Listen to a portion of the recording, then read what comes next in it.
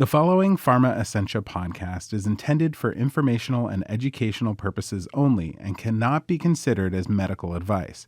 Please speak to a healthcare professional before making any treatment decisions. Hello, Josh. Hi there, Kay. And hello to those listening. We're back with the third episode of the PV Pod, Stories from the Marrow, a podcast about polycythemia vera. Brought to you by Pharma Essentia. Thanks, Pharma Essentia.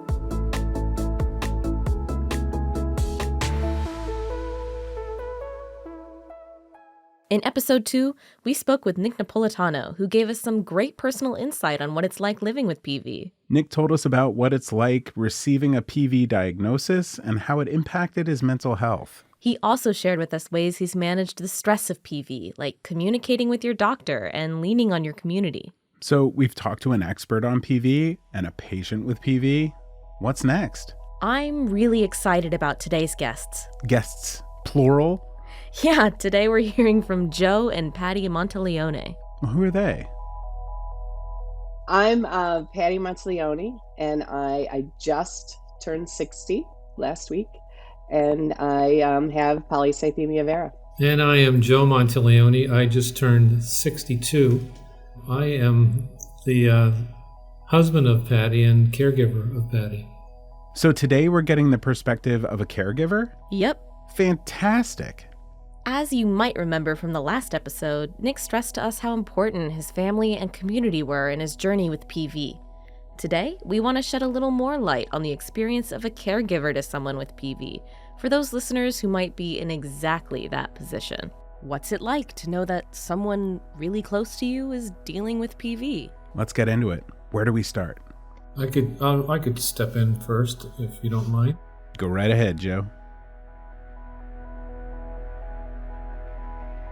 I would say, for me, it's just the thoughts that come about in your day. You know, when you're working, you're traveling, or whatever you do as a normal course of your life, and then, you know, it hits you, oh my gosh, Patty's got a disease, and what does that mean? And how does she feel today? And how is she coping with that today? And because I'm sure, you know, when there's quiet times in her life, in her day, that she worries about it and worries about seeing, you know, her. She was fortunate enough to see our oldest get married, so that's a milestone that passed. But you know, our next one in line is going to get married soon, and that's another piece I just worry and wonder about of just how she's feeling and what she's thinking about. In listening to Joe, you can really feel the weight of their worries. It's something always on the back of their mind, it seems, patient and caregiver alike. You're exactly right. And if this is how Joe is feeling now, I'm curious about how he and Patty felt when they first found out she had PV. Let's jump back to the initial diagnosis. It was a kind of a trickling of diagnoses. There was a very large suspicion that I had it, given having been JAK2 positive. Meaning she was likely to have a myeloproliferative neoplasm, or MPN. And my blood count suggested such. I was told before the bone marrow biopsy that I had some form of an MPN. We didn't know which one, and it was just all very new. And he kind of went through, well, you know, you could end up needing stem cell transplant, kind of giving me the worst case scenarios of the disease course. And I was like, oh. I was in the examining room by myself. He walks out, and I just burst into tears. And then the bone marrow biopsy did prove out that it was polycythemia vera. I really don't like the thought of hearing worst case scenarios. It's a pit in my stomach. How did Joe take all this? Right after that, getting the news that she had polycythemia vera, and for me it was like, what the hell is that? You know, what does that mean? I thought of, you know, the worst, and that, is it days, is it months, is it years? And I was worried about, you know, how she was feeling and how she was reacting, you know, what it meant. And then, you know, you hear it's incurable. It's like, that's not a good thing to hear. And what does that mean? And then, you know, how do we communicate this with each other and then with our children? So that's kind of, you know, what I was met with and what I was thinking about. I'm so glad we're doing this podcast, Kay. Yeah? Hearing Joe say all this is reminding me a lot of how Nick described receiving his diagnosis and that spiral he went down. And I feel like if I was in either of their shoes, especially when there's not a lot of information being given from the start, or I guess even too much information from the start, it would be so comforting to hear someone else sharing their journey, letting me know I'm not alone. Honestly, that's a really good point, Josh.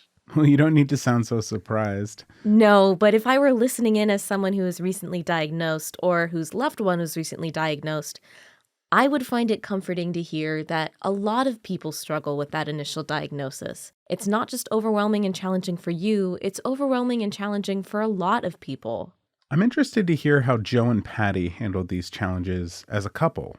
They really impressed upon me the importance of communication. First, it was the sit down and looking each other's eyes and explaining what that meant. And, you have the tears and the cries and the embraces. And then, how are we going to explain this to our children and, how are they going to take it? They're both healthcare professionals and way more experienced in some of this than we are, and probably hear this more often than we do about people with disease. But, when it hits home to their mom, it's different. How are we going to communicate that? It's just a sit down in a direct communication of being honest and sincere. Honest and sincere communication. I am a big fan of that. And as Joe mentioned, that communication wasn't just with Patty, it was with their children as well. I remember when we first, like Joe said, I have a daughter who's an ICU nurse and another who was studying to be a PA, physician assistant. So they're both pretty healthcare savvy. So we had a family wedding the weekend before my bone marrow biopsy. And I remember thinking, I got to tell these girls I'm having bone marrow biopsy tomorrow. So we went through the wedding and the weekend, and then we had breakfast that morning and we're checking out of the hotel. And I said, I just want to let you guys know I am having a bone marrow biopsy tomorrow. The ICU nurse just, face turns red. She didn't cry in front of me, but I could tell she had been crying, and they were very supportive and didn't really ask. And I said, I don't know yet. They think it's this, but we don't know. And of course, I'm sure they did tons of research the minute I said, it was one form of an MPN. So Patty and Joe really did the work of building their circle of support early on. Which is really impressive, especially approaching that on a wedding weekend with so many emotions flying around. It can feel burdensome talking about things like this, but it's so essential to build that support circle. It can make all the difference. Exactly. And that goes for communicating with your doctor as well. Oh, right. How did Joe and Patty build their relationship with their doctor? Was it a positive experience? At no fault of a regular hematologist oncologist, they don't see MPNs very regularly or often. So I liked my local hematologist very much, but I kind of felt it was clear that, he didn't know the disease as well as when I went to Sloan and I met with the director of MPNs at Memorial Sloan Kettering. The first doctor was lovely. He was very, he's knowledgeable for what he did. But like Patty said, we knew, quickly that we needed to go and get a specialist.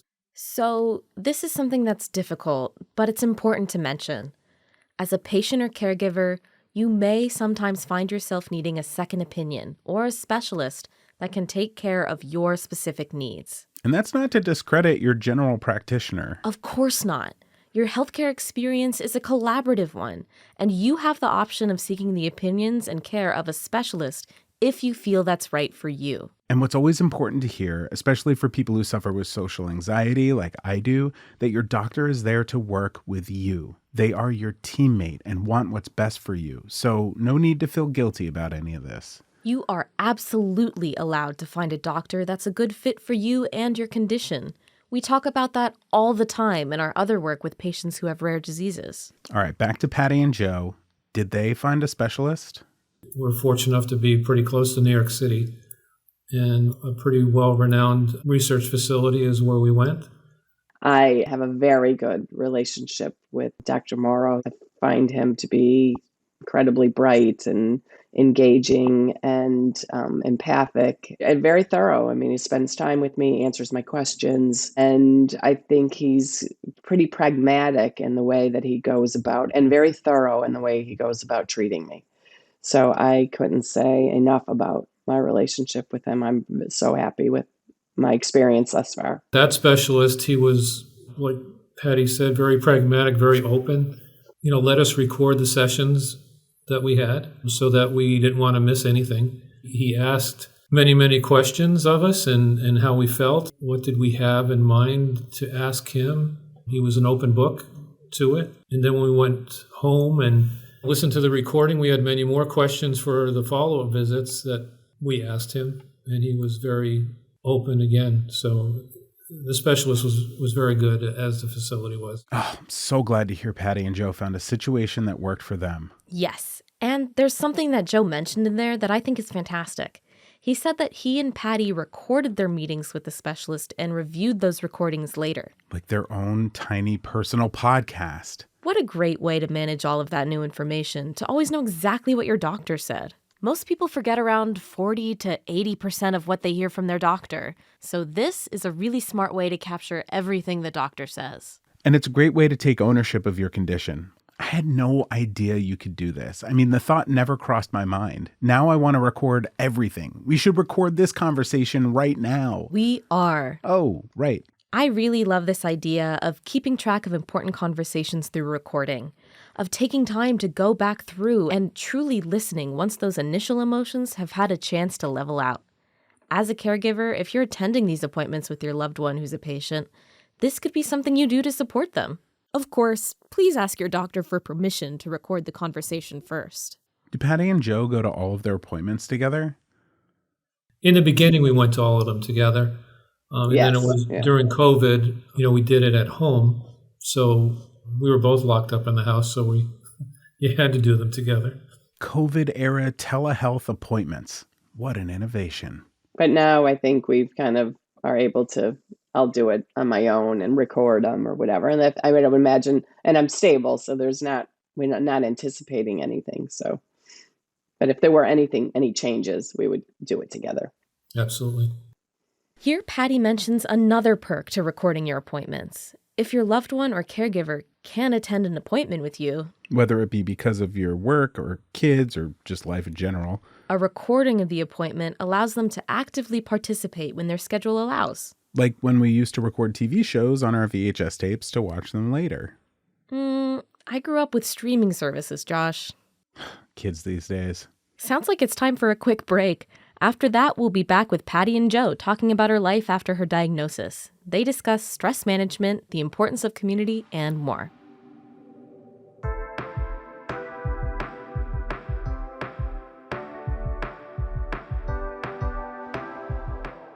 So you're learning about PV on the PV Pod, Stories from the Marrow. Now get ready to take the next steps on your PV journey with What's Next PV, an educational site on everything polycythemia vera. Knowing what's next can help inform the decisions you and your doctor make about the future and is important to your health. What's Next PV can help you understand test results, set goals for the management of your PV, and make a plan to advocate for yourself. Check out www.pvbonemarrow.com to learn more.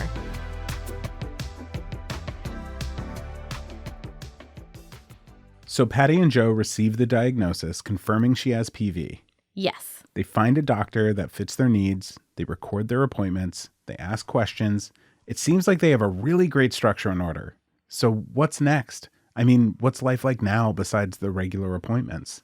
I had a similar thought, so I asked Patty and Joe what became immediately clear to them after the diagnosis.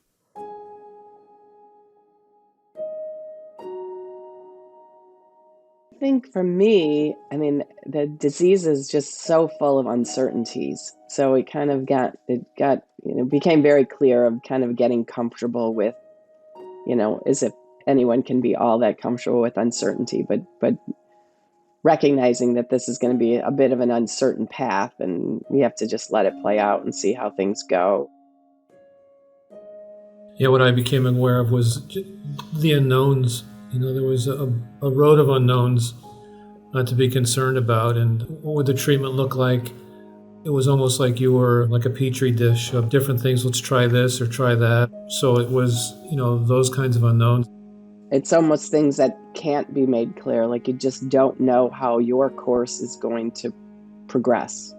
And if it will progress into something more serious, or will it be an easier road? And so you just kind of don't know. We don't know from day to day how things are going to evolve. Some people can live for decades, and some people might have an event and, could shorten their lifespan. So that's the kind of the uncertainty. And so you have to just do everything you can do to be as healthy as you can, to not contribute to your risk of some type of thrombotic event. And I guess too, the piece of the unknowns is just, treatment options. Treatment options tend to be somewhat limited, and, what is going to be down the pike. And I'm certainly hopeful that there'll be more treatment options, or certainly have more options for addressing the course of the illness and changing the course of the illness, which has yet to be seen. I remember Nick mentioning that uncertainty. Yeah, he mentioned how sometimes there's no rhyme or reason to symptoms, and he noted the stress of the progression of the disease. He specifically called it frustrating, and he equated learning to living with PV like a full season of baseball with wins and losses throughout 162 games. And I think Patty says that in her own words nicely here. Getting comfortable with uncertainty. And it's interesting to hear that Joe, as the caregiver and loved one, felt the same way. Did anything else become clear about living with PV? I think I also immediately realized how important my cardiac health was. So that was the other thing that I really kind of focused on, is making sure that my cardiac health was as pristine as it could be. So, diet and exercise and cholesterol and blood pressure and all that stuff, making sure all that was supportive of, a healthier journey with PV and not contributing to a potential event. So I think it, just the idea of being a patient became clear, like, oh, wow, I'm a patient now, which no one really wants to graduate to that. So, but that's some of the things that I became acutely aware of. And then you're still dealing with the kind of the shock of, having this chronic illness that you're trying to learn about and understand, and, that you're a cancer patient, and that in and of itself takes time just to put your head around that. Like, how does, doesn't equate. Wow. I don't know if I've ever thought of it like that before. I'm a patient now. That's got to be a challenging idea to wrap your head around. I also liked how Patty talked about her heart health and her health in general contributing to a healthier journey with PV. And part of that is just getting older too. I recently had a high blood pressure diagnosis, and I'm making changes to improve my eating and exercise habits. It's a lot of work. That's great to hear you're taking it seriously. It's a good idea for everyone to stay mindful of a healthy lifestyle. And it's particularly impactful to hear that in relation to living with PV. What else about their lives have changed? I used to think about, oh God, we've got this coming up, and my number, if my numbers are this, I'm not going to feel well, and, trying to figure out how to get what I needed so I could feel better before any particular event. But that really is not the case. My numbers are really pretty stable now. So I feel pretty good now. You think about it when you travel. Like, I just had an opportunity to be away in Costa Rica, and it's far and remote, and healthcare isn't the same. And, and I really had to do a lot of work as to, what would I do if I had an incident, and where would I go? So I did have to think about how was I going to get care if I had any kind of issues. Oh my gosh, yeah. I'm lucky enough that I get to travel internationally as a cinematographer, and it's logistically challenging enough without having to worry about things like that. Access to healthcare. Sometimes I even struggle to find out how to eat healthy and make time for exercise on these trips. And on top of it all, you now have to find and make the time for regular doctor's appointments too. I go get my blood work done monthly. It's a bit of a drive, which is my choice. I could do something more local, but to keep my blood work all in one place, I drive to make sure it's all within the system. And so I'm working around appointments. When she does go to get treatments, so she gets stuck in the arm and they take her blood, and And now it's a wait and see if that her result is below the threshold so she doesn't have to get a phlebotomy. It sounds stressful and exhausting in a lot of ways. Not to mention the physical strain of the symptoms.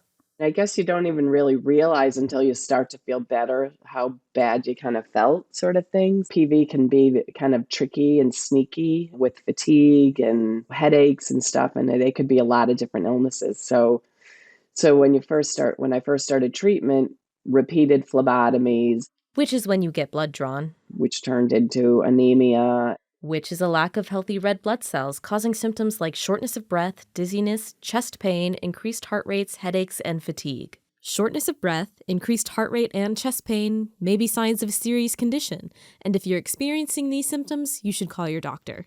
My fluctuating lab work, and I felt horrible. I felt really tired, and I was anemic and just didn't feel good. So, I bet you're wondering how they manage all that stress. I was wondering that.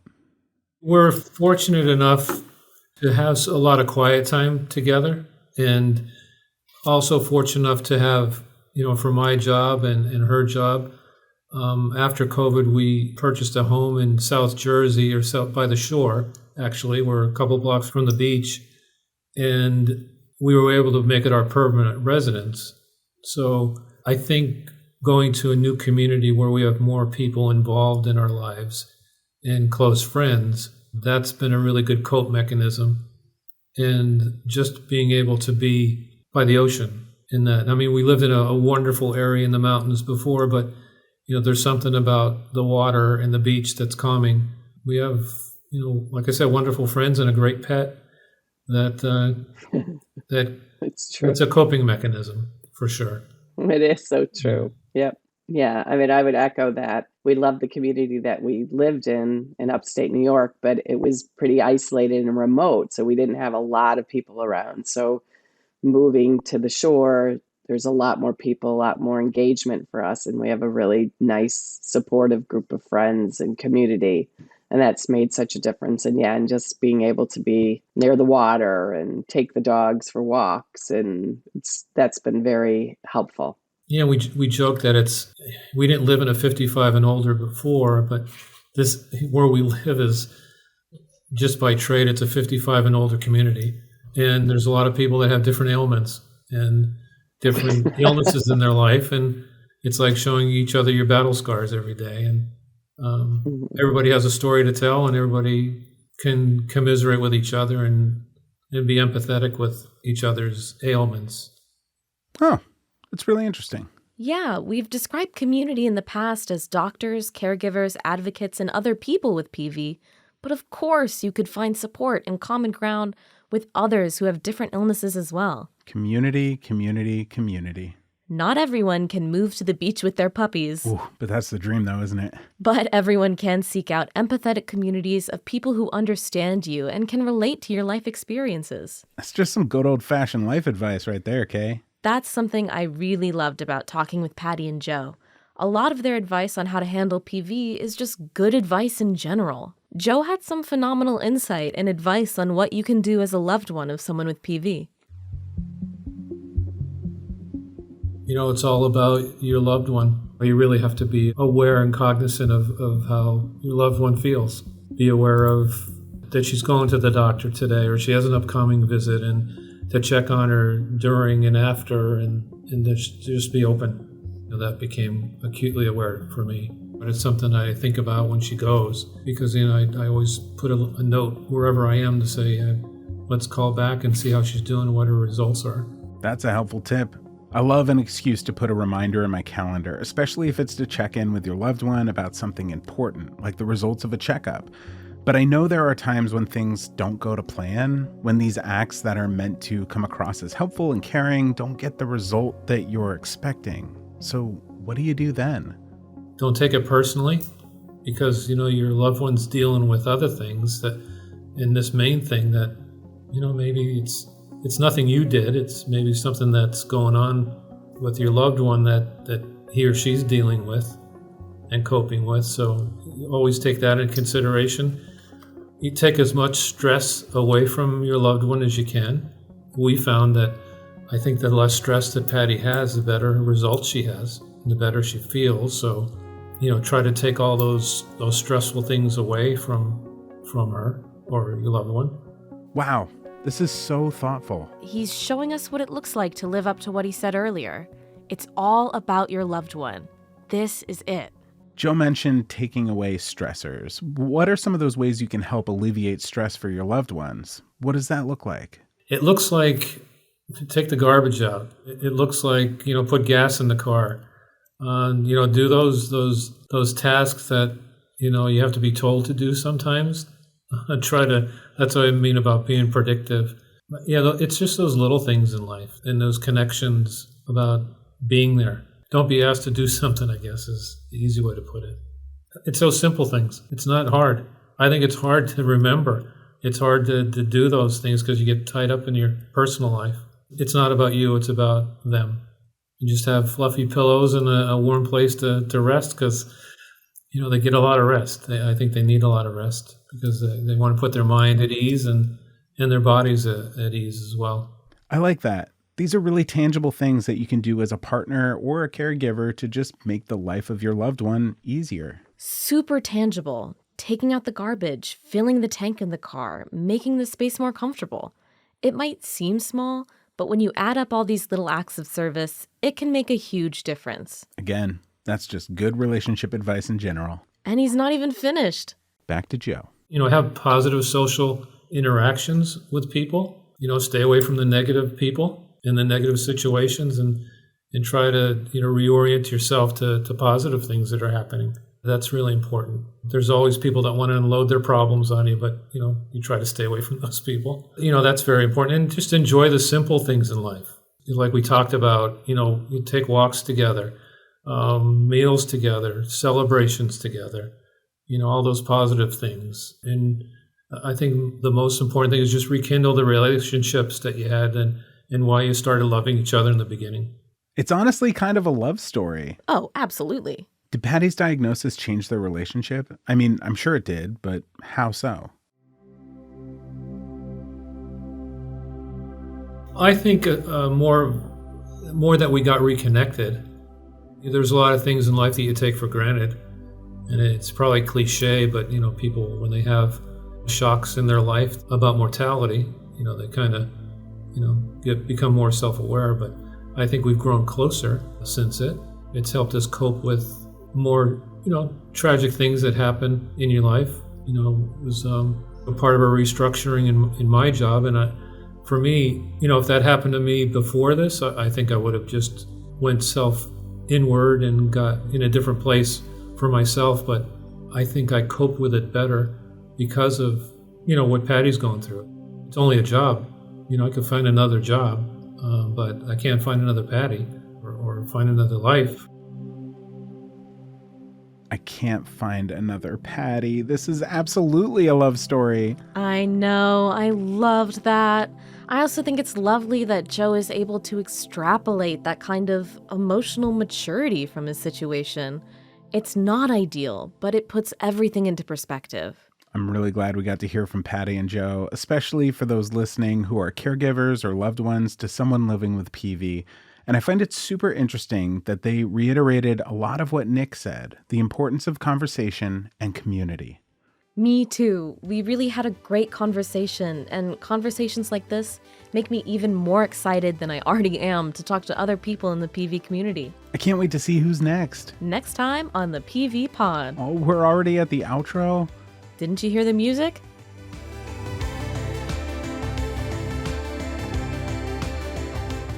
The PV Pod, Stories from the Marrow, is produced by Believe Limited and Bloodstream Media, and made possible thanks to our sponsor, PharmaEssentia. The PV Pod is hosted by me, Kay Vermeil, and my co-host, Josh Bragg. If you like the show, please share it with anyone for whom it might make a difference, and leave us a rating on Apple Podcasts or Spotify. We'll see you next time.